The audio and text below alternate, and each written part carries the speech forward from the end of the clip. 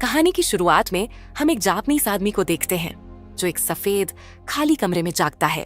कमरे में न दरवाजा है, न खिड़की और ना ही कोई और इंसान। जब वो दीवार के पास जाता है तो उसे दीवार पर एक अजीब सा बटन दिखाई देता है। एक्साइटमेंट में वो उसे छूता है और फिर दबा देता है। अचानक कमरे की फर्श और दीवारों से सैकड़ों हंसते हुए नन्हे फरिश्ते बाहर आते हैं। कुछ सेकंड के लिए वहां मौजूद रहकर वे फिर से दीवारों में चले जाते हैं, लेकिन जाते जाते वे दीवारों और फर्श पर अजीब अजीब बटन छोड़ जाते हैं। ये सीखने का चरण होता है। अब वो आदमी उस उंगली को सूंघता है जिससे उसने बटन दबाया था और अचानक डर के मारे जोर से चीखने लगता है। फिर वो मदद के लिए चिल्लाता है, लेकिन कोई जवाब नहीं मिलता। इसके बाद वो एक एक कर सभी बटन्स को दबाने का फैसला करता है, लेकिन हर बार बटन दबाने पर कमरे में एक नई चीज गिरती है। कभी छोटा सा टूथब्रश तो कभी बड़ा सा फूलदान, और एक ही बटन बार बार दबाने पर वही चीज दोबारा गिरती है। ऐसे करते करते उसे ढेर सारे चॉपस्टिक मिलते हैं, लेकिन उसके सामने वाला बटन दबाने पर एक छोटी ट्रॉली उसके पैरों पर टकरा जाती है। दर्द के मारे वो गुस्से में एक और बटन दबा देता है, लेकिन वो बटन एक बच्चे के पिछवाड़े का आकार लेकर उसके चेहरे पर गैस छोड़ देता है। घंटों बाद कमरा तरह तरह की चीजों से भर चुका होता है। थक हार कर आदमी एक बॉल दीवार पर फेंकता है जो गलती से एक बटन दबा देती है और उसे सुशी मिलती है।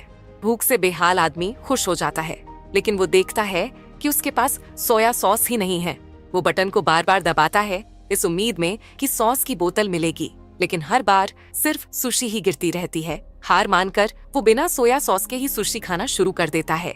जैसे ही वो आखिरी पीस खत्म करता है, वो और सुशी के लिए फिर से बटन दबाता है, लेकिन इस बार आखिरकार सोया सॉस की बोतल गिरती है। गुस्से में आकर वो बोतल को फेंक देता है। अचानक एक बटन से उसे पुराने जमाने का 3D चश्मा मिलता है। जैसे ही वो चश्मा पहनता है, उसे एक नन्हा फरिश्ता दिखाई देता है जो अपने बटन की तरफ इशारा कर रहा होता है। वो सोचता है कि शायद यही रास्ता है, लेकिन जैसे ही वो उस बटन को दबाता है, उल्टी गिनती शुरू हो जाती है और जैसे ही गिनती खत्म होती है, ऊपर से एक बच्चे का पिछवाड़ा उसके मुंह पर गैस छोड़ देता है। घंटों बाद वो एक मजेदार किताब का 5वां पार्ट पढ़ चुका होता है। एक्साइटमेंट में वो 6वें पार्ट के लिए बटन दबाता है, लेकिन 6वें पार्ट की जगह उसे सीधा 7वां पार्ट मिलता है। गुस्से में वो और बटन दबाता है, जिससे उसे 8वां और 9वां पार्ट तो मिल जाता है, लेकिन 6वां पार्ट अभी भी नहीं मिलता।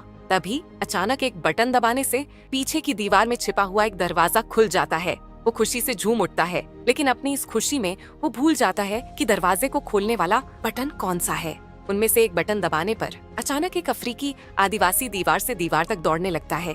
दूसरा बटन दबाते ही उसके सिर पर पानी गिरने लगता है। आखिरकार वो सही बटन ढूंढ लेता है, लेकिन जैसे ही दरवाजे की तरफ बढ़ता है, दरवाजा उसके सामने ही बंद हो जाता है। दूसरी बार भी वही हाल होता है। तभी उसे एहसास होता है कि बटन को दबाकर होल्ड करने से ही दरवाजा खुला रह सकता है। अब वो कई अजीबोगरीब तरीके आजमाता है। पहले पैर से दबाता है, फिर रस्सी से खींचने की कोशिश करता है और यहाँ तक कि दूर से फ्लाई स्वेटर से मारता है, लेकिन कुछ भी काम नहीं करता। आखिरकार वो एक फूलदान उठाकर बटन के ऊपर रख देता है, लेकिन बटन फिर भी ऊपर उठ जाता है। फिर वो सोचता है कि फूलदान को भारी बनाना पड़ेगा। सबसे पहले वो फूलदान के अंदर पानी भरने की कोशिश करता है, लेकिन कोई फायदा नहीं होता क्योंकि पानी सिर्फ उसके ऊपर ही गिर रहा था। अब वो फूलदान के अंदर ढेर सारी सुशी भरने लगता है, जिससे फूलदान इतना भारी हो जाता है कि वो उसे उठा ही नहीं पा रहा था। फूलदान का मुंह छोटा होने की वजह से वो चॉपस्टिक की मदद से एक एक करके सुशी निकालने लगता है।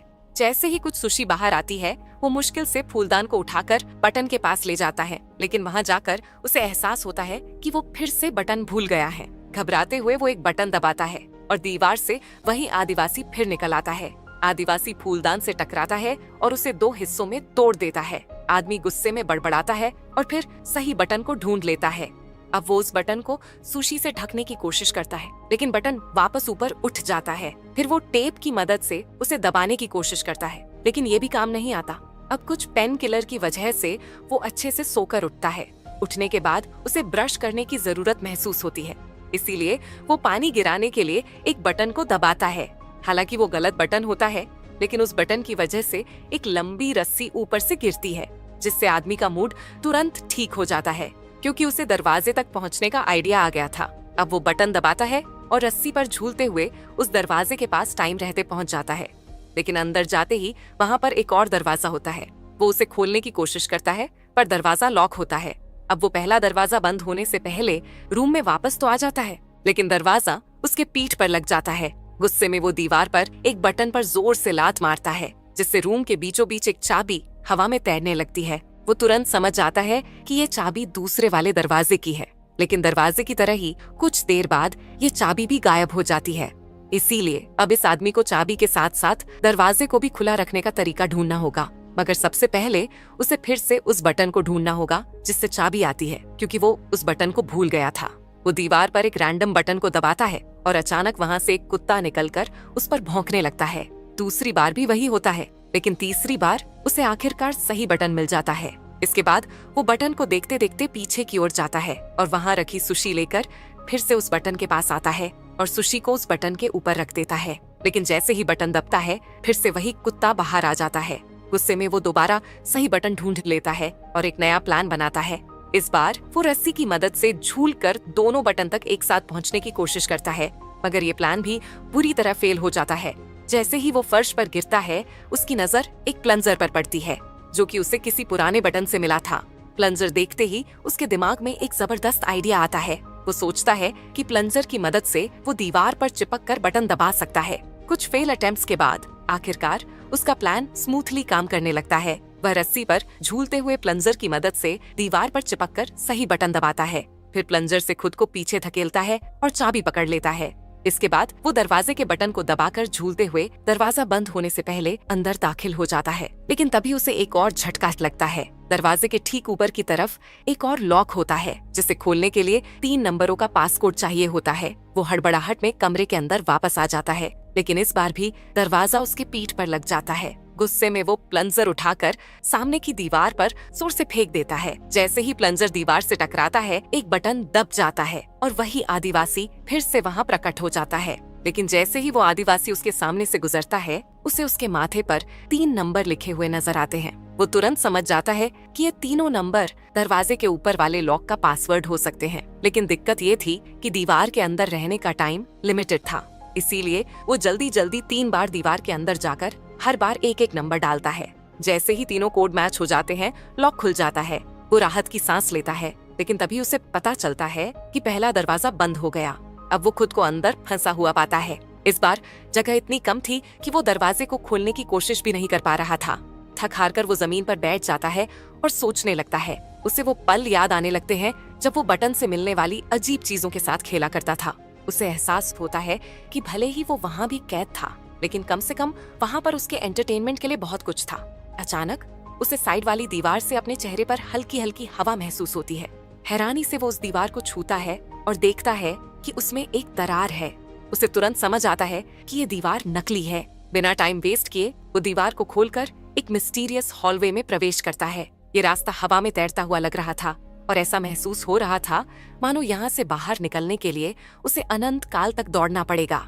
वो बिना रुके दौड़ता रहता है और आखिरकार जब वो हॉलवे खत्म होता है तो वो खुद को एक नए कमरे में पाता है। जैसे ही वो कमरे में आता है, उसके बाल अचानक लंबे हो जाते हैं और उसके कपड़ों का रंग हल्का और फीका पड़ जाता है। इस बदलाव से वो चौंक ही रहा था कि तभी दरवाजा पीछे से बंद हो जाता है।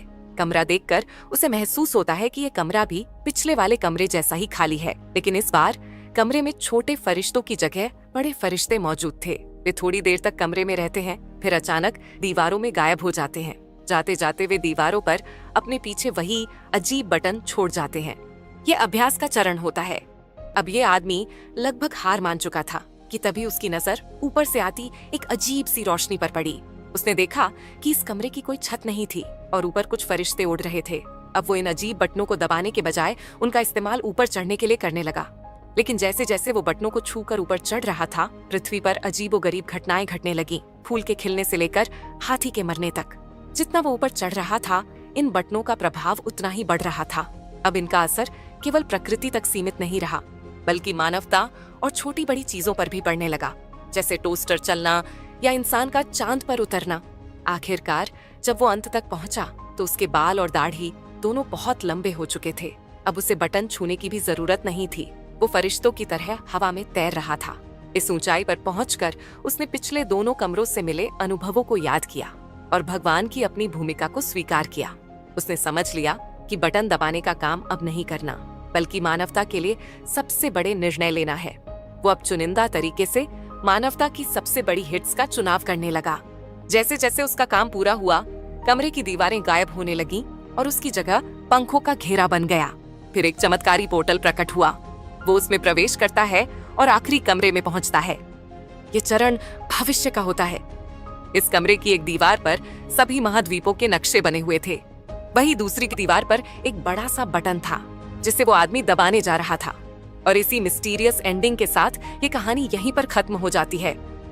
अगर आपको ये वीडियो पसंद आई हो तो इसे लाइक करें और अपने एक दोस्त के साथ जरूर शेयर करें। तब तक के लिए मिलते हैं अगली वीडियो में।